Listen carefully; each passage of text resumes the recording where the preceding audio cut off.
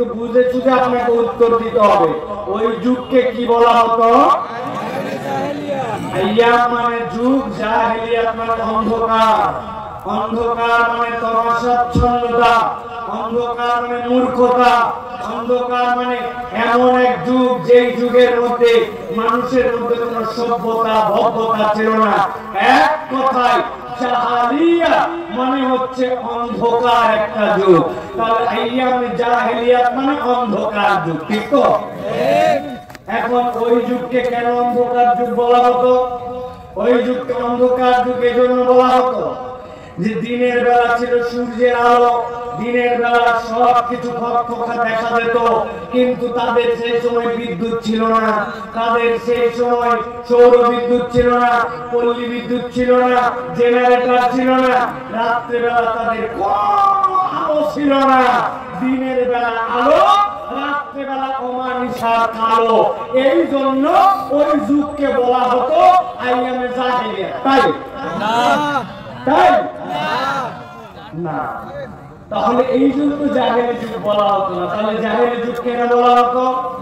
প্রিয় ভাইয়েরা, আল্লাহ রাব্বুল আলামিন আমাদের সকলকে আসার যে তৌফিক দান করলেন, এজন্য আমরা আল্লাহর কাছে কৃতজ্ঞ হয়ে পড়ছি। আলহামদুলিল্লাহ। আমি আসমানুজ্জামান খান রনি ভাইয়ের বক্তব্য শুনে মনে করতেছিলাম এই লোক তো অল্প দিনের মধ্যে আমাদের সাথে প্রতিদ্বন্দ্বী হয়ে যাবে। ওয়াজে নামলে খারাপ করবে না কিন্তু, ঠিক না ভাই? এত গোছানো কথাবার্তা, কি বলেন ভাই? না, কোরআন হাদিস দিয়ে কি চমৎকার কথা বলেছে ভাই। আল্লাহ আপনাদের তার যোগ্যতা বাড়ায় দেয়। আমিন। আমি সেই লোক এখান থেকে পরিমরি করে চলে গেছে সেই আকিজের মাহফিলে, সাইফুল্লাহ ভাই বাদ মাগরিব বয়ান, উনার হুঁশ নাই, একবারে লাফায় যায়। এখান থেকে চলে গেছে বেনাপোলে, যাওয়ার পর স্টেজে উঠে নাই, সামনে বসে ওয়াজ শুনে আসছে। আজকে অনেক দিন পর পাশে বসার সুযোগ পাইছে। আলহামদুলিল্লাহ। আলহামদুলিল্লাহ। প্রিয় ভাইরা, আমরা কোরআন থেকে কিছু কথা শুনতে চাই। রাজি আছেন তো আপনারা?